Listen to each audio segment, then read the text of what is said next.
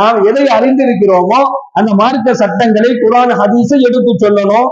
தெரியாதவர்கள், அறியாதவர்கள், இன்னும் சொல்ல போனா நம்முடைய பிள்ளைகளுக்கு சொல்லிக் கொடுக்கணும். அல்லாஹ்வுடைய கட்டளை என்ன, குர்ஆன் என்ன, ஹதீஸ் என்ன, நாம எதை தெரிஞ்சுக்கிறோமோ அதை நம்ம பிள்ளைகளுக்கு நாம சொல்லிக் கொடுக்கணும். மனைவிக்கு சொல்லணும், மனைவி கணவனுக்கு சொல்லணும், கணவன் அறிந்தவனாக இருந்தால் மனைவிக்கு சொல்லணும், மனைவி அறிந்தவனாக இருந்தால் கணவனுக்கு சொல்லணும், பெற்றோர்களுக்கு இடத்துல சொல்லணும், உறவினர்கள், நண்பர்கள், இவங்களை மாதிரி எல்லா நபர்களுக்கும் மார்க்க சம்பந்தமான என்ன விஷயத்த நாம கத்துக்கிட்டோமோ அதை கொண்டு போய் எட்டி வைக்கணும்.